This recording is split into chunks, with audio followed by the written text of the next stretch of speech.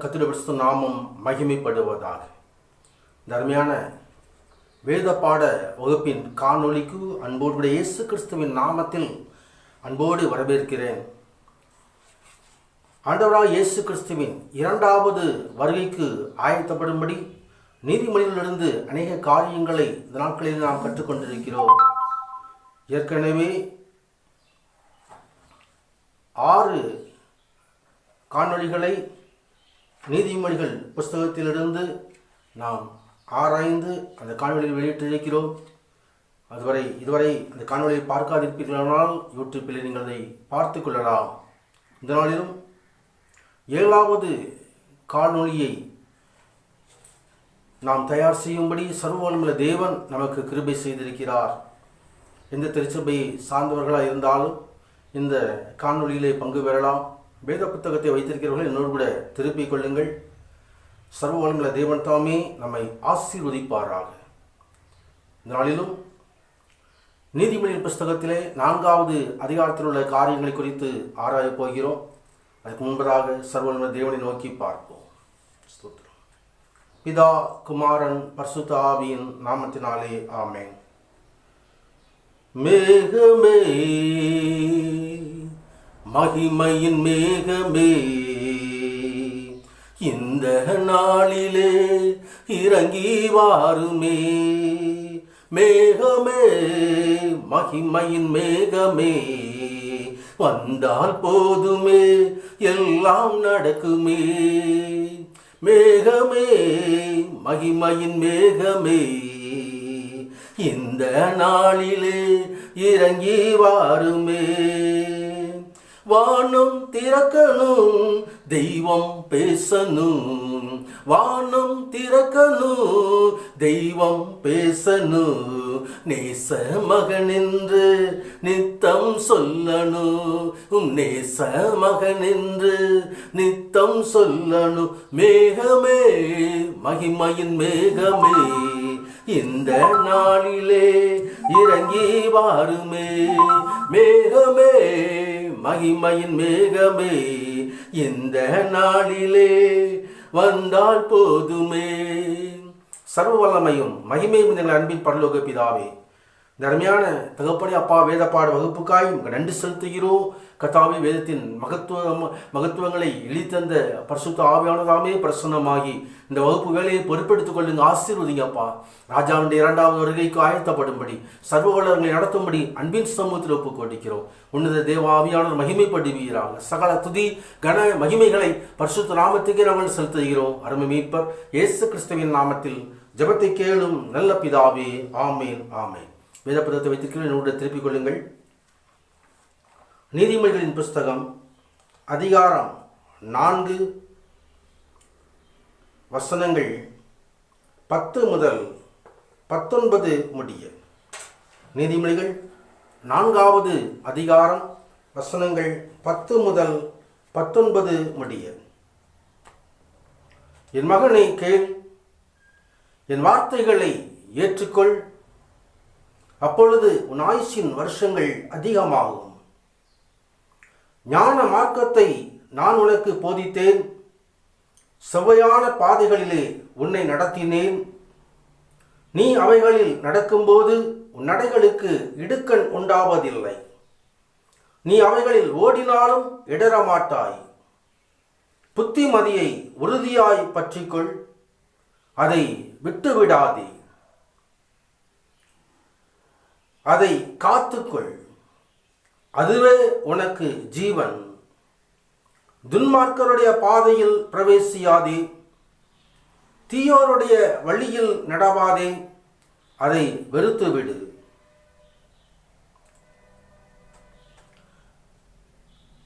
அதன் வழியாய் போகாதே, அதை விட்டு விலகி கடந்து போ. பொல்லாப்பு செய்தாலொழிய அவர்களுக்கு நித்திரை வராது. அவர்கள் யாரையாகிலும் விழப்பண்ணாதிருந்தால் அவர்கள் துக்கம் களைந்து போகும். அவர்கள் ஆகாமியத்தின் அப்பத்தை புசித்து கொடுமையின் ரசத்தை குடிக்கிறார்கள். நீதிமான்களுடைய பாதை நடுப்பகல் வரைக்கும் அதிகமாய் பிரகாசிக்கிற சூரிய பிரகாசம் போல் இருக்கும். துன்மார்க்கருடைய பாதையோ காரிருளை போல் இருக்கும், தாங்கள் இடறுவது இன்னதில் என்று அறியார்கள் என்பது. வாசிக்கும்படியாக குறிக்கப்பட்ட பரிசுத்த வேத பகுதி வாசித்து முடிந்தது. உன்னதரான கர்த்தருடைய பரிசுத்த நாமம் மகிமைப்படுவதாக. சர்வவல்லமை தேவன் தாமே நீதிமொழிகளின் 2வது பகுதியை தியானிக்கும்படியாக சர்வவல்லமை தேவன் கிருபை செய்கிறார். ஏற்கனவே 6வது காணொளியில் முதல் 9 வசனங்களை தியானித்தோம். இந்த 4வது அதிகாரத்தை 3 பகுதிகளாக பிரித்து நாம் தியானித்து வருகிறோம். இதனால் 2வது பகுதியாக 10வது வசனம் முதல் 19வது வசனம் வரை என் மகனே என்று சொல்லி 10வது வசனம் 19வது வசனம் முடிகிறது. மீண்டுமாக என் மகனே என்று 20வது வசனம் ஆரம்பித்து 27இல் 3வது பகுதி முடிகிறதை குறித்து பார்க்கிறோம்.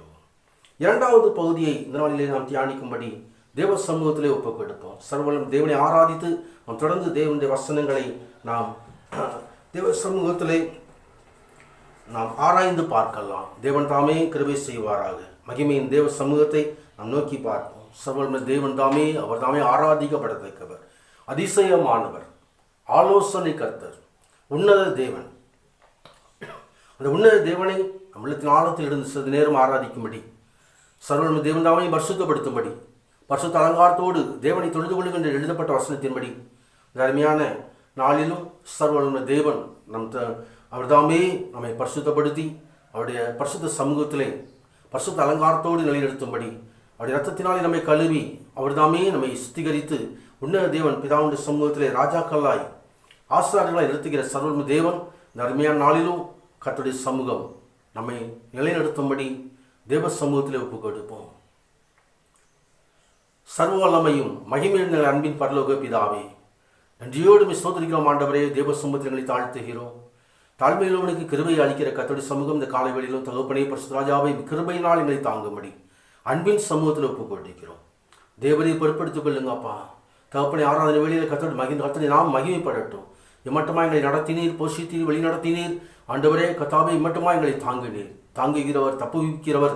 ஆண்டவரே கர்த்தாவே பரிசுத்த ராஜாவை இம்மட்டமாய் நடத்தின தேவன் எங்களுக்கு மெய்ப்பராய் இருக்கிறீங்கப்பா. அன்பின் சமூகத்தில் ஒப்புக் கொடுக்கிறோம் ஆண்டவரே.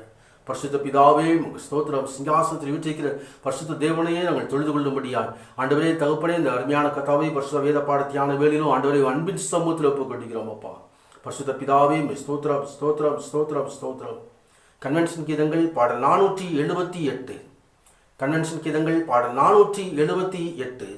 என் மெய்ப்பராய் இயேசு இருக்கின்ற பொழுது என் வாழ்விலே குறைகள் என்பது ஏது? ஸ்தோத்திரம். என் மெய்ப்பராய் இயேசு இருக்கின்ற போது என் வாழ்விலே குறைகள் என்பது ஏது?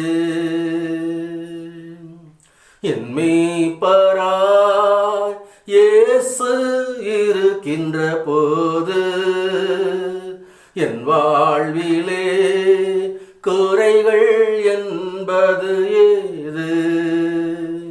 என்னை அவர் பசும்புல் பூமியிலே எந்நேரமும் நடத்திடும் போதினிலே, என்னை அவர் பசும்புல் பூமியிலே எந்நேரமும் நடத்திடும் போதினிலே என்றும் இன்பம் ஆஹா, என்றும் இன்பம் ஆஹா, என்றென்றும் இன்பம் அல்லவா? என்றும் இன்பம் ஆஹா, என்றும் இன்பம் ஆஹா, என்றென்றும் இன்பம் அல்லவா?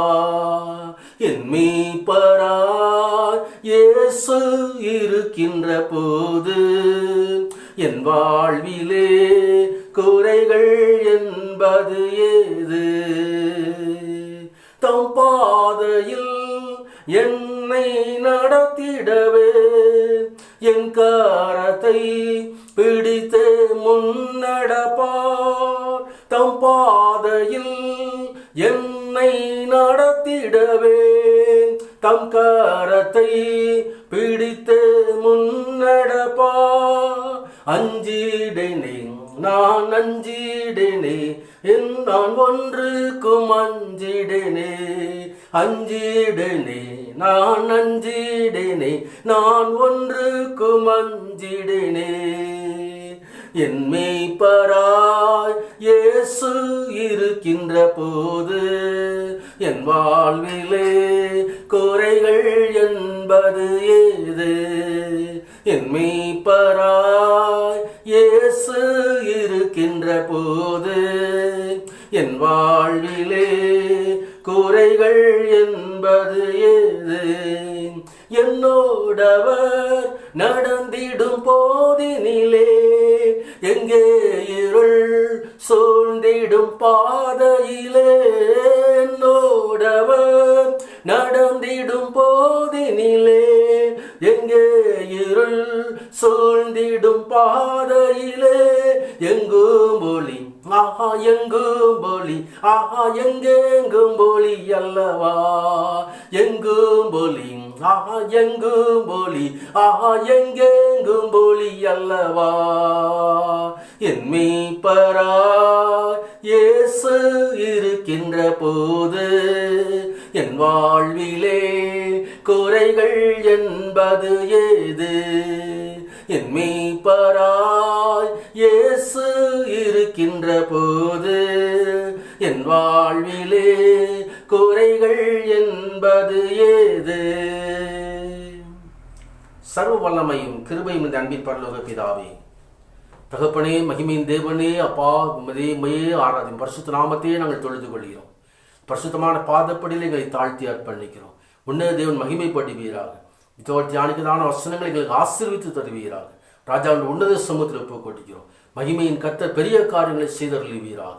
சகல துதி கன மகிமைகளை பரிசுத்த நாமத்துக்கே நாங்கள் செலுத்துகிறோம். அருமை இரட்சகர் இயேசு கிறிஸ்துவின் நாமத்தில் ஜெபத்தை கேளும் நல்ல பிதாவே, ஆமேன் ஆமேன். மீண்டுமாக அந்த வசனத்தை திருப்பிக் கொள்வோம். நீதிமொழியின் புஸ்தகம் அதிகாரம் 4 வசனங்கள் 10 முதல் 19வது வசனம் முடிய இந்த பகுதியிலே 2 பாதைகளை குறித்து தெரிவிக்கிறதை பார்க்கிறோம். முதலாவது ஒரு நீதிமானின் பாதையை குறித்து தெரிவிக்கிறது. இன்னொன்று துன்மார்க்கனுடைய பாதையை குறித்து தெரிவிக்கிறது.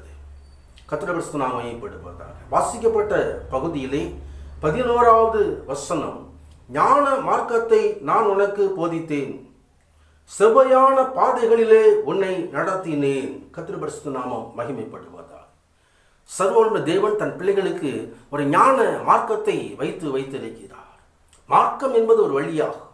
நானே வழியும் சத்தியமும் ஜீவனுமா இருக்கிறேன் என்று சொன்ன மகிமையின் கர்த்தர் இந்த அருமையான வேத பாட தியான வேளையிலும் அவர் தமது பிள்ளைகளுக்காய், தமது தேவ குமாரனுடைய வருகைக்கு ஆயத்தப்படுகிற பிள்ளைகளுக்காய் வைத்திருக்கிறதான ஒரு பாதை ஒன்று இருக்கிறது, ஒரு மார்க்கம் ஒன்று இருக்கிறது. அது ஞான மார்க்கம் என்று எழுதப்பட்டிருக்கிறது. அது செவ்வையான பாதை என்று எழுதப்பட்டிருக்கிறது. கர்த்தருடைய பரிசுத்த நாமம் மகிமைப்படுவதாக.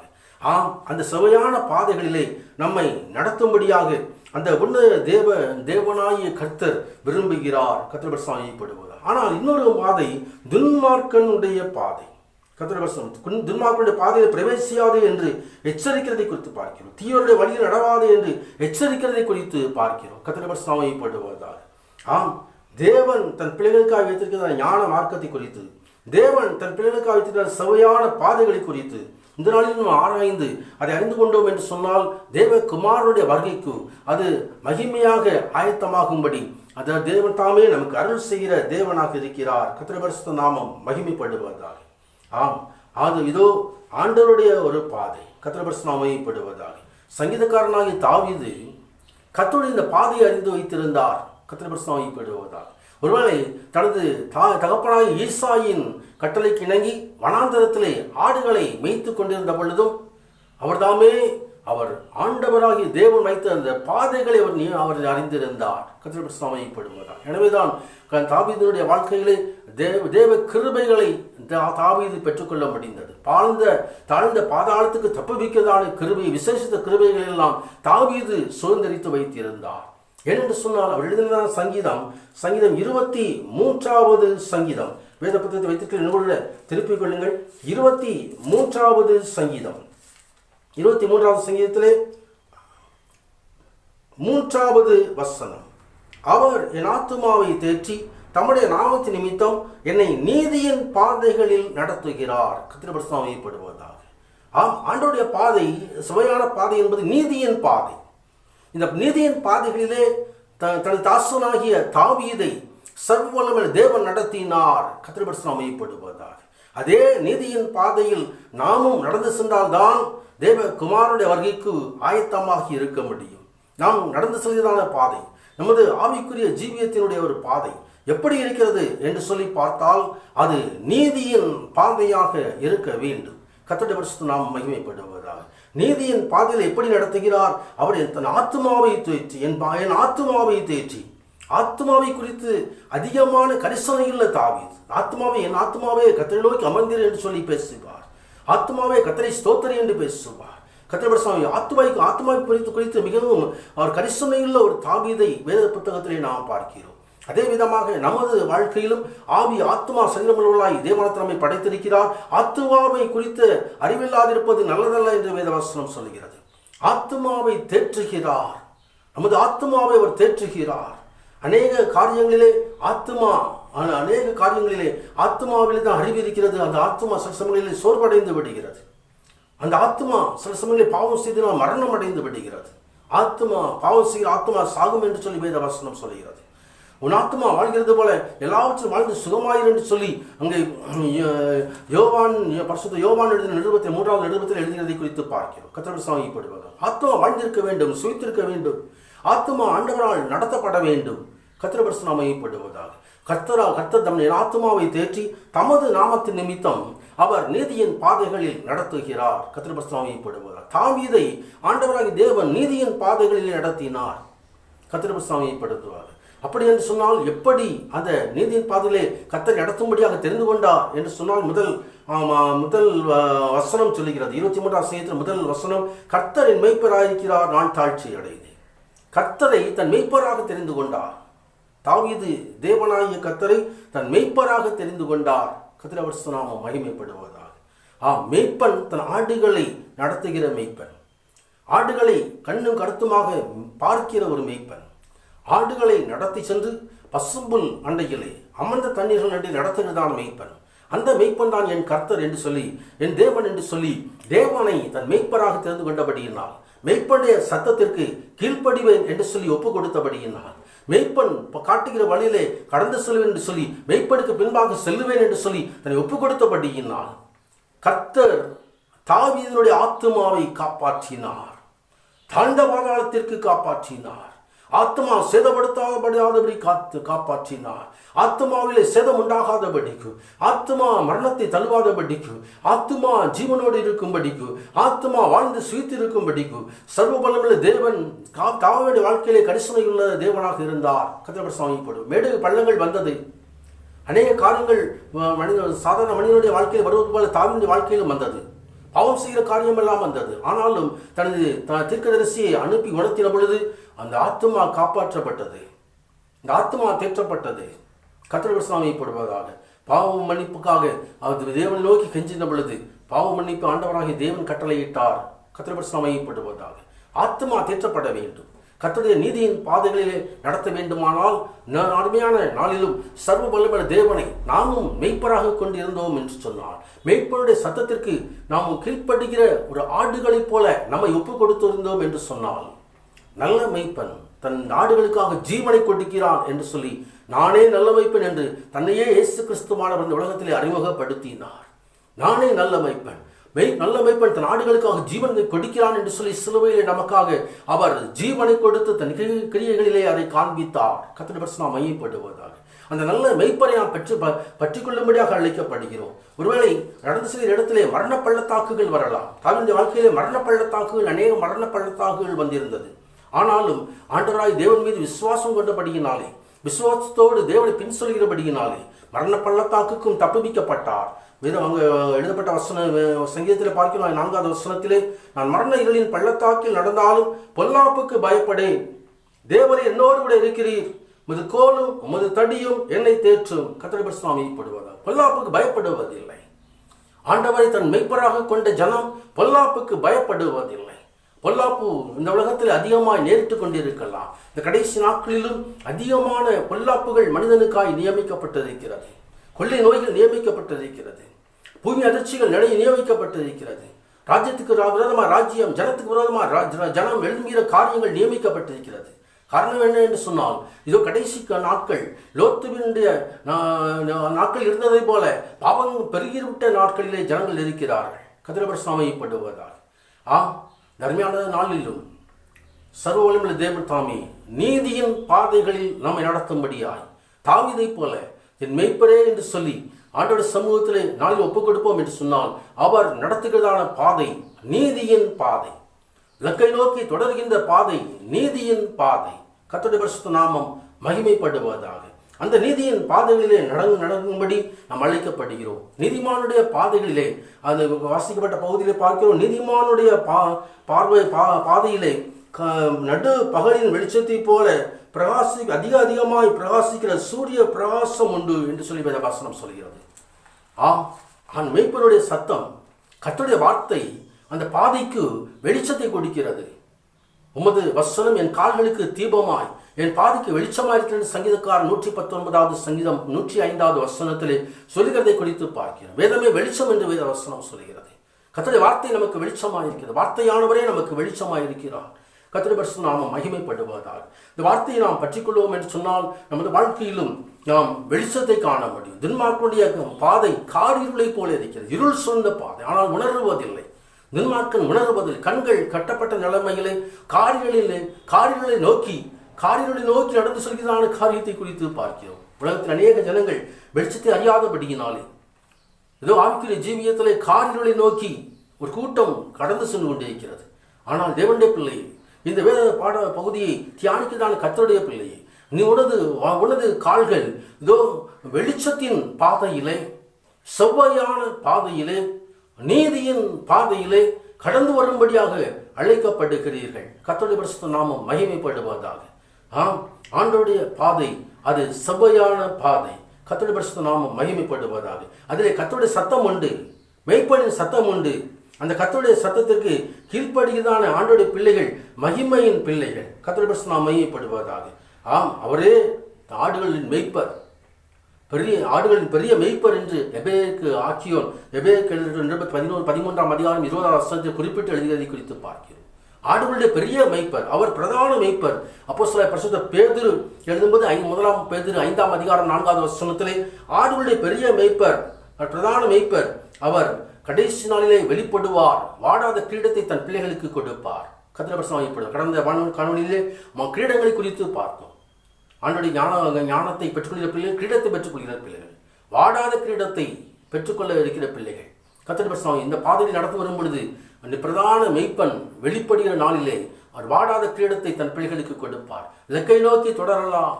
கானானை நோக்கி தொடர்ந்தான அந்த இஸ்ரவேல் ஜனங்கள் பல இடங்களிலும் அலைந்து திரிந்தார்கள். அவருடைய கால்கள் பல இடங்களிலும் அலைந்து திரிந்தது. அவர்கள் தங்கள் பாதையை தவற விட்டு விட்டார்கள். கர்த்தருடைய மகிமைப்படுவதாக. அவர்கள் வனாந்தரத்திலே அவர்கள் மடிந்து போனார்கள். குறிப்பிட்ட இலக்கை நோக்கி அடைய முடியவில்லை. 2 பேர்களை தவிர அந்த தலைமுறையினர் மற்ற அங்கே அந்த ஆண்டவர் நியமித்த இலக்கை நோக்கி அவர்கள் அடைய முடியவில்லை என்று வேத வசனம் சொல்கிறது. அதற்கு அடுத்த தலைமுறையை கொண்டு போய் அந்த ஆண்டவர் தமக்கு பிள்ளைகளுக்கு காட்டின கானான் தேசத்தை சுதந்திரித்துக் கொண்டார்கள். ஆண்டவருடைய அருமையான தேவனுடைய பிள்ளையே, இன்றைய நாளிலே நமது பாதை எப்படி இருக்கிறது? நீதியின் பாதையிலே போய் கொண்டிருக்கிறோமா? அந்த பாதைக்கு ஒரு வாசல் உண்டு. அது இடுக்கமான வாசலாக இருக்கலாம். ஒருவேளை அது இறுக்கமான வாசல், அகன்ற வாசல் துன்மார்க்கனுடைய உள்ளே காரிருள் இருக்கிறது. வெளியே பார்ப்பதற்கு அகன்று போய் இருக்கிறது, வெளியே பார்ப்பதற்கு நன்றாக இருக்கிறது. ஆனால் அங்கே காரிருள் உண்டு. இடுக்கமான ஒரு வாசல் உண்டு, அதுக்குள்ளே பிரகாசம் உண்டு. நீதியின் பாதை அது இலக்கை நோக்கி தொடர்கிறதான பாதை. வலதுபுறம் இடதுபுறம் சாயாதபடிக்கு மெய்ப்பனுடைய சத்தத்தை கேட்டுக்கொண்டே பின்னாலே போகும் பொழுது மரண பள்ளத்தாக்கு வந்தாலும் நமக்கு பயம் இல்லை. எந்த காரியம் உலகத்திலே சம்பவித்தாலும் தேவனுடைய பிள்ளைகளுக்கு பயம் இல்லை. வெளியே பயப்படாது என்று ஆண்டவர் சொல்கிறார். அவருடைய கோலும் தடியும் நம்மை தேற்றும். இதோ சத்துக்களுக்கு முன்பதாக ஒரு பந்தியை தன் பிள்ளைகளுக்காக ஆயத்தப்படுத்துவார். இந்த நீதியின் பாதைகளிலே கடந்து வருகிற பிள்ளைகளுக்கு ஒரு பந்தி ஆயத்தப்படுத்தப்படும். அந்த பந்திக்கு நீ தயாராக என்று ஆண்டவர் சொல்லுகிறார். ஜீவ நாட்களெல்லாம் நன்மையும் கிருபையும் இந்த பாதைகளிலே உண்டு. உன் தேவனே உன்னை நன்மைகளும் கிருபைகளும் பின்தொடரும். இந்த 123ஆம் வசனத்திலே தாவீது குறிப்பிட்டபடி நீடித்த நாட்களாய் தேவனுடைய வீட்டிலே நிலைத்திருப்பேன். இந்த பாதை தேவனுடைய வீட்டுக்கு, நித்திய வீட்டிற்கு நம்மை அழைத்து செல்கிற பாதை. நீடித்த அங்கே முடிவில்லை, அது நீடித்த நாட்கள். நீடித்த நாட்களாய் கர்த்தருடைய வீட்டிலே நான் நீடித்த நாளை நிலைத்திருப்பேன் என்று தாவீதுடைய விசுவாசம். அருமையான வேத பகுதியை வாசிக்கிற பிள்ளைகளுக்கு, நீதிமான்களுடைய பாதைகளை குறித்து ஆராய்கிற பிள்ளைகளுக்கு உண்டாயிருக்க வேண்டும் என்று ஆவியானவர் விரும்புகிறார். இந்த அருமையான வேத பாட நாளிலும் ஆண்டவர் சமூகத்தில் ஒப்பு கொடுப்போமா? எல்லாம் தேவ சமூகத்தில் ஒப்பு கொடுப்போம். ஒன்று, தேவன் தாமே நீதியின் பாதைகளிலே நம்மை நடத்துகிறவராய். அதோ வெளிப்படுத்தின விசேஷத்திலே யோவான் கண்ட தரிசனத்திலே ஆட்டுக்குட்டியானவர் சிங்காசனத்தில் மத்தியிலே வீற்றிருக்கிற ஆட்டுக்குட்டியானவரே இவர்களை மேய்த்து ஜீவ தண்ணீர் உள்ள ஊற்றண்டைகளிலே நடத்தினார் என்று சொல்லி வெளிப்படுத்தின விசேஷம் 7வது அதிகாரம் 17வது வசனம் சொல்கிறது. அந்த ஜீவ தண்ணீர் அண்டையிலே, அமர்ந்த தண்ணீர் அண்டையிலே நம்மை நடத்துகிறதான அன்பு நேசருடைய பின்னாலே செல்லும்படி, இதோ தேவன் காட்டுகிற வெளிச்சத்திலே கடந்து செல்லும்படி தேவன் நமக்கு உதவி செய்வாராக. கண்களை மூடி தேவ சமூகத்தை நாம் நோக்கி பார்க்கலாம். ஸ்தோத்திரம், ஸ்தோத்திரம். விண்மீதினில் வேகம் தம் வருகைக்காய், விண்மீதினில் வேகம் தம் வருகைக்காய் என்னையவர்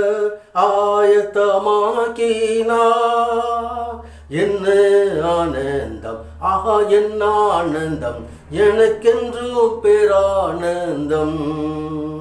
என்ன ஆனந்தம், ஆஹா என்ன ஆனந்தம், எனக்கென்றும் பேரானந்தம். என் மெய்ப்பராய் இயேசு இருக்கின்ற போது என் வாழ்விலே குறைகள் என்பது ஏது? என் மெய்ப்பராய் இயேசு இருக்கின்ற போது என் வாழ்விலே குறைகள் என்பது ஏது? சர்வ வல்லமையும் மகிமையும் எங்கள் அன்பின் பரலோக பிதாவே, இந்த அருமையான நாளிலும் நீதிமான்களின் பாதையை குறித்து எழுதப்பட்டிருக்கிறதப்பா.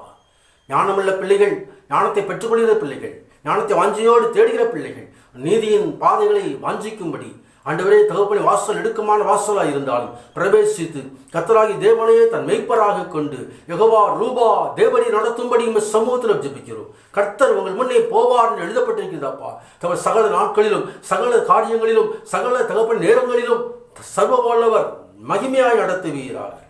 சத்துருக்கள் பிள்ளைகளை ஒன்றும் செய்வதில்லை, சத்துருடைய கிரியைகள் பிள்ளைகளை ஒன்றும் செய்வதில்லை. சத்துருக்களுக்கு எதிராக பந்தியை ஆயத்தப்படுத்துகிறோம். ஜீவ நாட்களெல்லாம் நன்மையும் கிருபையும் பின்தொடரும்படி, சர்வோலம் நடத்தும்படி, தேவகுமாரன் வருகையிலே மகிமையாய் காணப்படும்படி இதை காணுகின்ற ஒவ்வொருவருக்கும் அருள் செய்வீராக. ராஜாவுடைய கரங்களில் ஒப்புக் கொடுக்கிறோம். தகப்பனே பரிசுத்தராஜ் இன்னும் பெரிதானவரை காண்பாய் என்று சொல்கிற கர்த்தருடைய சமூகம் பிள்ளைகள் வாழ்க்கையிலும் கர்த்தாவே பரிசுத்தராஜ் வருகை பரியந்தம் உண்மையாய் இருக்கும்படி தகப்பனே சகல ஆசீர்வாதங்களை பெற்றுக்கொள்ளும்படி அன்பின் சமூகத்தில் ஒப்புக் கொடுக்கிறோம். நீ ஆசீர்வாதமாக இருப்பான் ஆபரான ஆசீர்வாதங்கள் தர்மையான நாளின் பிள்ளைகளுக்கு உண்டாயிருக்கும் ஜெபிக்கிறோம். கர்த்தருடைய சமூகம் ஏற்படுத்திக் கொள்ளட்டும். சர்வலோர் மகிமையான காரியங்களை செய்தல்லுங்கப்பா. சகல துதி கன மகிமைகளை பரிசுத்த நாமத்துக்கு நாங்கள் செலுத்துகிறோம். அருமை ரட்சகர் இயேசு கிறிஸ்துவின் நாமத்தில் ஜெபத்தை கேளும் நல்ல பிதாவே. ஆமேன், ஆமேன், ஆமேன். தொடர்ந்து வேத தியானத்தில் நிலைத்திருங்கள், ஜெபத்தோடு காத்திருங்கள். இந்த காணொளியின் முடிவிலே கிடைக்கிற கேள்விகளுக்கு நீங்கள் பதில்களை வாட்ஸ்அப்பிலே அனுப்பலாம். அதற்கான பரிசுகள் புதிய வருஷத்தின் புதிய ஆராதனையிலே உண்டு. கர்த்தர் மகிமையான காரியங்களை செய்தருள்வாராக. அடுத்த காணொளிக்கு ஜெபத்தோடு காத்திருக்கும்படி ஆண்டோடைய பிள்ளைகளை அன்போடு அதுவரை இயேசு கிறிஸ்துவுடைய நீங்காத சமூகம் உங்களோடு கூட இருக்கட்டும். பிதாவாகிய தேவனுடைய அன்பும் கர்த்தராகிய இயேசு கிறிஸ்துவுடைய விசேஷ கிருபையும் பரிசுத்த ஆவியின் சிநேகமும் ஐக்கியமும் வழிநடத்துதலும் உங்கள் அனைவரோடு இப்போதைக்கு இருப்பதாக. ஆமேன், ஆமேன், ஆமேன். God bless you. கர்த்தர் ஆசீர்வதிப்பாராக.